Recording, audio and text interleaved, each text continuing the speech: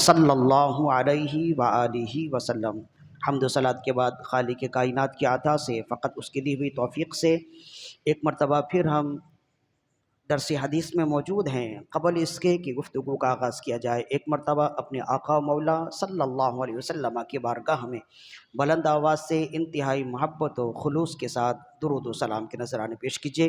اللہم صلی علی سیدنا و مولانا محمد طب القلوب و دوائها وعافیت الابدان و شفائها ونور الابصار و ضیائها وروح الارواح و غذائها وعلى آلہ و اصحابہ وبارک وسلم صلاۃ و سلام علیک یا رسول اللہ صلی اللہ علیہ وآلہ وسلم۔ آج کے درس حدیث میں تین اہم باتیں ہیں جو انتہائی ضروری ہیں، اس کی طرف توجہ دلانا اور آگاہی دینا اس کے حوالے سے ضروری ہے۔ سب سے پہلی بات، ہم جانتے ہیں کہ فی زمانہ ابھی اس دور میں ان دنوں ملک پاکستان میں بالخصوص کراچی شہر میں ایک بیماری چل رہی ہے، آشوب چشم۔ خارش کی بیماری بھی چل رہی ہے اور آشوب چشم جسے ہم آنکھ آنا کہتے ہیں، آنکھوں کی بیماری ہے جس سے آنکھوں میں درد بھی ہوتا ہے اور لگاتار اس میں سے پانی بھی آتے رہتے ہیں، جس کی وجہ سے بہت ہی تکالیف اور مصائب کا سامنا ہوتا ہے۔ یہ بیماری متعدی ہے اور ایک سے دوسرے میں منتقل ہوتی ہے، یعنی گھر کے کسی ایک کو یہ بیماری ہو تو آہستہ آہستہ سب میں منتقل ہو جاتی ہے۔ تو اس بیماری کے حوالے سے چند باتیں ہیں جو غور طلب ہیں۔ سب سے پہلی بات تو یہ ہے کہ جب یہ بیماری آئی تو بہت سے لوگوں کی زبان سے یہ سننے میں آیا کہ یہ اللہ کا عذاب ہے، ہمارے اعمال کے بدلے میں یہ اللہ کا عذاب ہے۔ تو سب سے پہلے یہ بات اچھی طرح سمجھ لیجئے کہ ہر شخص کو چاہیے، ہمارے بڑے بھی کہتے ہیں کہ پہلے تولو پھر بولو۔ ہر شخص کو چاہیے کہ جب وہ کوئی کمنٹ دے، کوئی بات کرے تو اس سے پہلے اس کے تمام زاویوں کو دیکھ لے، سمجھ لے۔ جو شخص ہوشیار ہوتا ہے، عقل مند ہوتا ہے، وہ کوئی بھی بات کہنے سے پہلے اچھی طرح دیکھ لیتا ہے، سوچ لیتا ہے، سمجھ لیتا ہے، لوگوں سے مشورہ کرتا ہے اور اس کے بعد اپنی کوئی رائے دیتا ہے۔ اپنی طرف سے رائے دینا یہ بہتر نہیں ہوتا ہے۔ تو جن لوگوں نے کہا کہ یہ بیماری ہے اور جن لوگوں نے کہا کہ یہ اللہ کا عذاب ہے، تو ان کا یہ کہنا صحیح نہیں ہے، یہ ان کی منفی سوچ ہے۔ اور ہمارے ہاں ہونا یہ چاہیے کہ ہر مسئلے میں مثبت سوچ ہونی چاہیے۔ مثبت سوچ جو ہے نا، یہ انسان کو آگے کی طرف لے جاتی ہے۔ اکثر و بیشتر ہمارے علماء اور بزرگ بھی فرمایا کرتے، بڑے لوگ، کہ منفی سوچ اور پاؤں میں موچ انسان کو آگے بڑھنے سے روک دیتی ہے۔ تو منفی سوچ کبھی نہیں ہونی چاہیے، مثبت سوچ ہو تو وہ انسان کو ترقی کی راہ کی طرف لے جاتی ہے۔ تو جنہوں نے کہا کہ یہ اللہ کا عذاب ہے، تو کیا ان کا کہنا صحیح تھا؟ تو صحیح معنوں میں ان کا کہنا صحیح نہیں تھا، اس لیے کہ جب رسول اللہ صلی اللہ علیہ وسلم کا فرمان اس حوالے سے ہے تو پھر ہم کسی دوسرے تیسرے کی بات ماننے والے نہیں ہیں۔ اب یہ رسول اللہ صلی اللہ علیہ وسلم کا فرمان ہمارے سامنے ہے، جب ہم یہ پڑھ لیں گے تو پھر ہم آپ سے دوبارہ پوچھیں گے اب آپ بتائیں کہ یہ عذاب ہے یا کچھ اور ہے، تو پھر آپ نے اپنی رائے دینی ہے۔ اور اس حدیث کو اشارتاً اعلی حضرت رحمۃ اللہ علیہ نے بھی ملفوظات میں ذکر کیا ہے، لیکن اس حدیث کا حوالہ نہیں دیا۔ عجیب بات یہ ہے کہ جنہوں نے ملفوظات کی تخریج کی انہوں نے بھی اعلی حضرت کے حوالے سے اس حدیث کا ذکر تو کیا لیکن تخریج نہیں کی۔ تو اعلی حضرت رحمہ اللہ نے جس حدیث کا حوالہ ملفوظات میں اشارتاً دیا ہے وہ یہ حدیث ہے۔ حضرت انس بن مالک رضی اللہ عنہ سے روایت ہے، ان انس بن مالک رضی اللہ عنہ عن النبی صلی اللہ علیہ وسلم قال، حضرت انس بن مالک رضی اللہ عنہ فرماتے ہیں کہ رسول اللہ صلی اللہ علیہ وآلہ وسلم نے ارشاد فرمایا، لا تکرہوا اربعۃ لاربعۃ، 4 بیماریوں کو 4 وجوہات کی بنا پر برا نہ سمجھو، 4 بیماریوں کو 4 وجوہات کی بنا پر غلط نہ سمجھو، برا نہ سمجھو، اس سے نفرت نہ کرو۔ نمبر 1 فرمایا لا تکرہ الرمد فإنہ یقطع عروق العمی، آشوب چشم کو برا نہ سمجھو، اس لیے کہ یہ بیماری نابینا پن کی بیماری کو دور کر دیتی ہے۔ ولا تکرہ الزکام فإنہ یقطع عروق الجذام، اور نزلہ اور زکام کو بھی برا نہ سمجھو، اس لیے کہ یہ بیماری جذام کی بیماری کو دور کر دیتی ہے۔ جذام کی بیماری جسے کوڑ کا مرض کہتے ہیں، اللہ تعالی ہر ایک کو اس سے محفوظ رکھے، ہر طرح کی چھوٹی بڑی بیماریوں سے اللہ ہر ایک کو محفوظ رکھے۔ تو یہ ایک جان لیوا مرض ہے۔ پھر فرمایا ولا تکرہ السعال فإنہ یقطع عروق الفالج، اور کھانسی کی بیماری کو بھی برا نہ سمجھو، اس لیے کہ یہ کھانسی کی بیماری فالج کی بیماری کو دور کر دیتی ہے، ختم کر دیتی ہے۔ پھر فرمایا ولا تکرہ الدمامیل فإنہا تقطع عروق البرص، اور خارش کی بیماری، کھجلی کی بیماری کو بھی برا نہ جانو، اس لیے کہ یہ بیماری برص کی بیماری کو دور کر دیتی ہے۔ برص کی بیماری تو سمجھتے ہیں، جسم میں سفید سفید دھبے ہو جائیں اور آہستہ آہستہ وہ نشان پورے جسم کو گھیر لیتے ہیں، حتیٰ کہ پھر انسان کا پورا جسم سفید ہو جاتا ہے۔ تو اس میں بڑی تکلیف بھی ہوتی ہے اور دیکھنے میں بھی کچھ عجیب سا لگتا ہے۔ اللہ تعالیٰ اس بیماری سے بھی محفوظ رکھے۔ تو یہ 4 بیماریاں ہیں جن کے بارے میں رسول اللہ صلی اللہ علیہ وسلم نے ارشاد فرمایا کہ ان 4 بیماریوں کو برا نہ جانو۔ اور سب سے پہلے رسول اللہ صلی اللہ علیہ وسلم نے جس بیماری کا ذکر کیا، آپ نے فرمایا آشوب چشم کی بیماری کو برا نہ سمجھو، اس لیے کہ یہ بیماری اندھے پن کی بیماری کو دور کر دیتی ہے۔ اور پھر فرمایا کہ ولا تکرہ السعال فإنہ یقطع عروق الفالج، اور کھانسی کی بیماری کو بھی برا نہ سمجھو، اس لیے کہ یہ کھانسی کی بیماری فالج کی بیماری کو ختم کر دیتی ہے۔ ولا تکرہ الدمامیل، اور پھر فرمایا کہ اور خارش کی بیماری کو بھی برا نہ سمجھو، فإنہ تقطع عروق البرص، اس لیے کہ یہ برص کی بیماری کو ختم کر دیتی ہے۔ ولا تکرہ الزکام فإنہ یقطع عروق الجذام، اور نزلہ اور زکام کی بیماری کو بھی برا نہ سمجھو، اس لیے کہ یہ نزلہ اور زکام کی بیماری جذام کی بیماری کو ختم کر دیتی ہے۔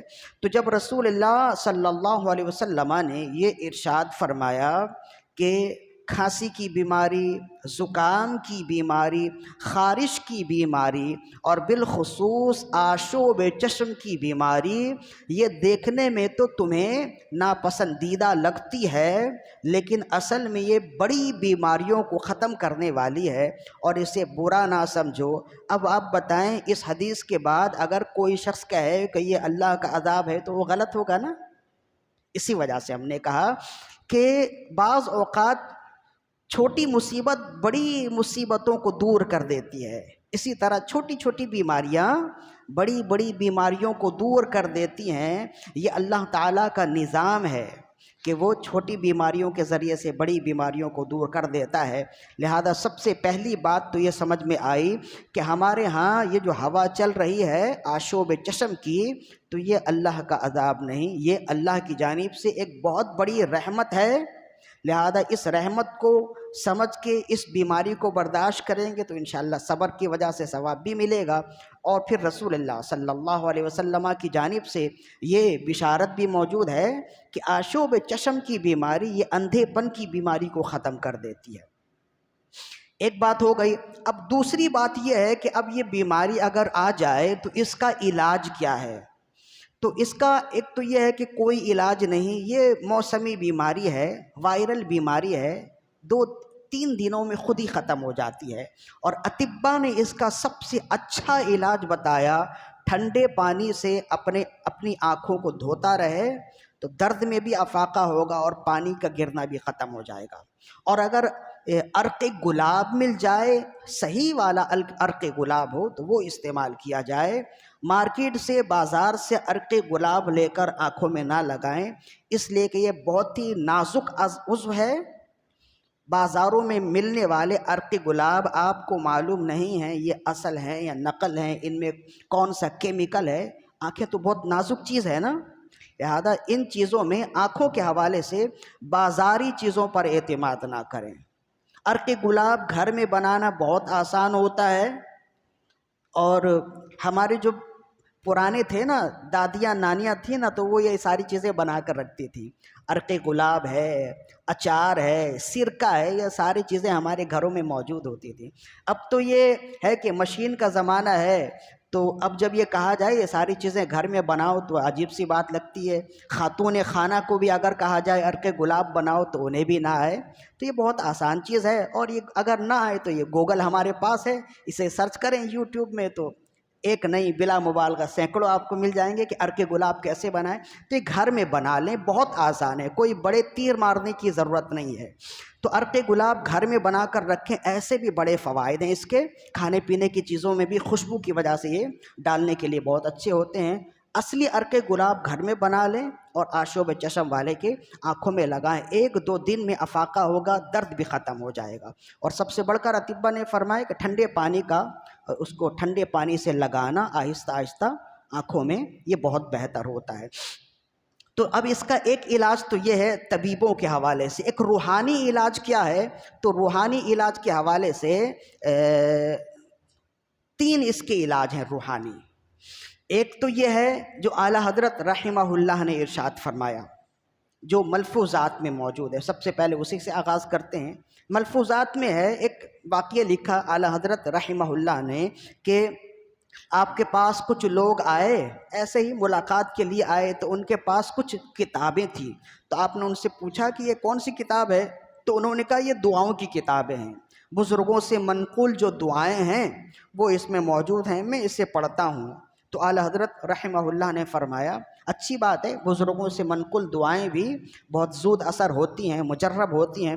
فرمایا میرے پاس اس طرح کی دعائیں سینکڑوں پڑی ہیں، لیکن کبھی اس طرف توجہ نہیں گئی، کبھی ان دعاؤں کو استعمال کرنے کی حاجت نہیں ہوئی۔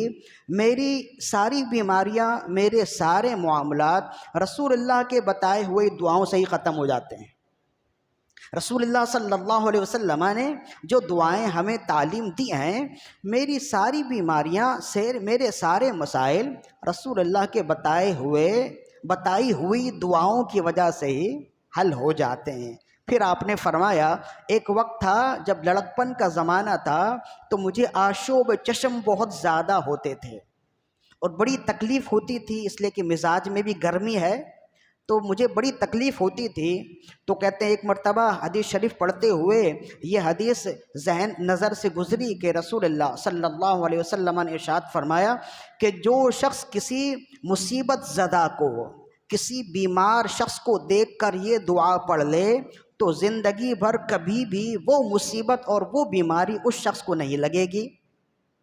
تو کہتے ہیں وہ یہ دعا ہے الحمدللہ الذی عافانی مما ابتلاک بہ وفضلنی علی کثیر ممن خلق تفضیلا۔ فرمائے یہ دعا ہے، جامع ترمذی کی یہ حدیث ہے، فرمائے یہ اس دعا کے بارے میں رسول اللہ صلی اللہ علیہ وسلم نے ارشاد فرمایا کہ جو شخص کسی مصیبت زدہ یا بیمار شخص کو دیکھ کر، کسی بھی بیماری میں مبتلا شخص کو دیکھ کر یہ دعا پڑھ لے تو وہ بیماری، وہ مصیبت اس شخص کو زندگی بھر کے لیے نہیں آئے گی۔ تو کہتے ہیں کہ ایک مرتبہ کہیں سفر میں تھا تو دوران سفر ایک آشوب چشم والے کو دیکھ کر میں نے یہ دعا پڑھ لی۔ کہتے ہیں کہ وہ دن ہے اور آج کا دن ہے، آج کے دن تک مجھے آشوب چشم نہیں ہوئی۔ فرمائے یہ اس دعا کی برکت ہے۔ اور پھر فرمائے لیکن مجھے غم یہ ہے کہ رسول اللہ نے فرمایا ہے کہ اس بیماری کو برا نہ سمجھو۔ تو میں نے پڑھ تو لی اس وجہ سے کہ اس میں بڑی تکلیف ہوتی تھی اور لکھنے پڑھنے میں دقت ہوتی تھی، تو میں نے پڑھ لی جس کی وجہ سے اب مجھے یہ بیماری تو نہیں ہوتی ہے، لیکن دکھ یہ ہے کہ رسول اللہ نے فرمایا کہ آشوب چشم کو برا نہ جانو۔ تو ایک تو اس کا روحانی علاج یہ ہے کہ یہ دعا پڑھ لیں، مجھے معلوم ہے آپ کو یاد نہیں ہوگی، یہ اس کے بعد مل لیجئے گا تو انشاءاللہ بتا دیں گے، اس کا ویڈیو کلپ بھی بن جائے گا، تو آپ حضرات اسے لے لیں، اچھی طرح یاد کر لیں۔ تو یاد کرنا اتنا مشکل نہیں ہوگا، بات تو ترجیح کی ہوتی ہے، جو جنہیں ترجیح ہو تو وہ ایک دو نہیں درجنوں فون نمبر یاد رکھتے ہیں کہ بھئی یہ فلاں کا نمبر ہے، فلاں کا نمبر ہے، کبھی گم نہ ہو جائے تو اچھا ہے کہ یاد رکھ لو۔ اب تو NIC نمبر بھی یاد رکھنے کا دور ہے، تو اگر ترجیح ہو تو ہم نمبر یاد کر سکتے ہیں، تو یہ چھوٹی چھوٹی دعائیں ہیں، اسے یاد کر لیں گے تو ان دعاؤں کی برکتوں سے زندگی میں بڑی آسودگی آئے گی، بڑا آرام ملے گا۔ تو ایک تو ہے روحانی یہ علاج کہ آشوب چشم ہو یا کوئی بھی بیماری والا ہو یا کوئی بھی مصیبت والا ہو، اسے دیکھ کر یہ دعا پڑھ لیں، اللہ کی رحمت سے امید ہے ان دعاؤں کے صدقے اور رسول اللہ کے فرمان کے صدقے وہ اس بیماری سے، اس مصیبت سے محفوظ رہے گا۔ اب اس کا دوسرا علاج یہ ہے جسے ملا علی قاری علیہ رحمت باری نے ارشاد فرمایا، بہت ہی مشہور حدیث ہے اور کئی محدثین نے لکھا، شیخ ابو طالب المکی رحمہ اللہ نے قوت القلوب میں اسے بڑی تفصیل سے لکھا، علامہ سخاوی نے بھی لکھا ہے المقاصد الحسنہ میں، کئی کتابوں میں یہ حدیث ہے۔ بلال حبشی رضی اللہ عنہ اذان دے رہے تھے، جب اذان کے دوران آپ نے یہ کلمات پڑھے اشہد ان محمد رسول اللہ، تو کہتے ہیں حضرت صدیق اکبر رضی اللہ عنہ نے رسول اللہ صلی اللہ علیہ وسلم کے اسم گرامی کو چوما اور اپنے دونوں انگوٹھوں کو آنکھوں سے لگایا۔ رسول اللہ صلی اللہ علیہ وسلم دیکھ رہے تھے، اذان کے بعد صحابہ کرام کو جمع کیا اور آپ نے ارشاد فرمایا، من فعل مثل ما فعل خلیلی انا قائدہ یوم القیامہ وجبت علیہ شفاعتی، جس نے ایسا عمل کیا جو آج میرے خلیل نے کیا ہے تو قیامت کے دن میں اس کا قائد ہوں گا اور میری شفاعت اس پر واجب ہو جائے گی۔ اور اسی حدیث کو آگے روایت کرتے ہوئے امام سخاوی رحمہ اللہ نے فرمایا کہ حضرت خضر علی نبینا وعلیہ الصلاۃ والسلام اللہ کے نبی ہیں، آپ نے اسی حدیث کو روایت کیا، تو اس حوالے سے کہتے ہیں امام سخاوی نے المقاصد الحسنہ میں اس حدیث کو لکھا، اور معاملہ وہی ہے لیکن حضرت خضر علیہ السلام سے جب روایت ہے تو اس میں یہ الفاظ ہیں کہ حضرت خضر علی نبینا وعلیہ الصلاۃ والسلام روایت کرتے فرماتے ہیں کہ جو شخص اسم محمد سن کر آنکھوں سے لگائے اور چوم کر آنکھوں سے لگائے اور پڑھے قرۃ عینی بک یا رسول اللہ، یا رسول اللہ آپ کا نام تو میری آنکھوں کی ٹھنڈک ہے، جب یہ کہہ کہ اپنی آنکھوں سے لگائے، فرمائے جو شخص یہ عمل کر لے لم یرمد ابدا، کبھی بھی اسے آشوب چشم کی بیماری نہیں ہوگی۔ تو اب یہ دو نسخے ہمیں مل گئے، ایک تو رسول اللہ صلی اللہ علیہ وسلم کی اس حدیث سے ہمیں یہ رہنمائی مل گئی، اور دوسرا نسخہ یہ مل گیا کہ اگر کوئی شخص یہ عمل کرے گا، اس میں محمد چوم کر آنکھوں سے لگائے گا اور اسے اور اس طرح سے پڑھے گا تو اللہ تعالیٰ اسے یہ برکتیں دے گا۔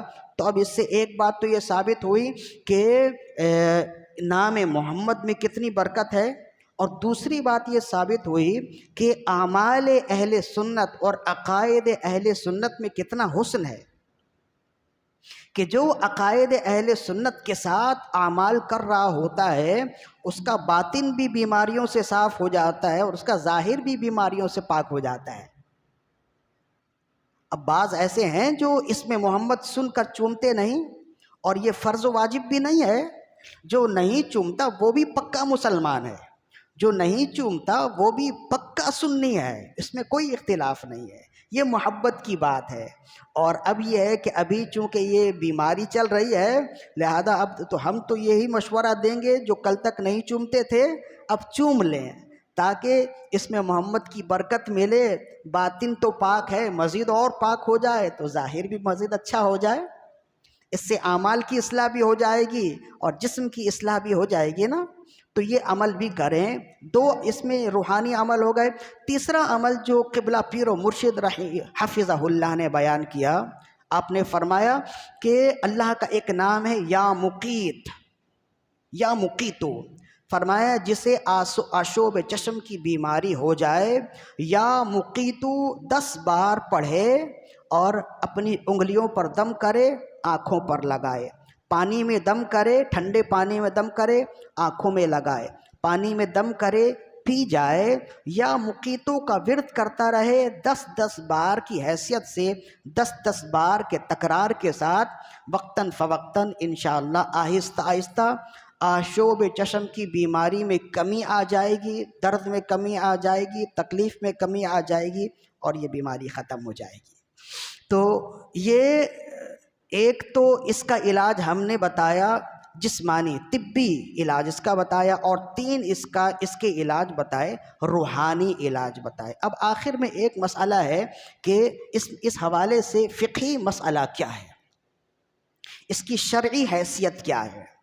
تو شرعی حیثیت یعنی آنکھوں سے جو پانی نکلے، ظاہر ہے کہ ہم سب اللہ کی رحمت سے نماز پڑھنے والے، پاک صاف رہنے والے ہیں، تو اس حوالے سے بہت زیادہ لوگوں نے سوالات کیے۔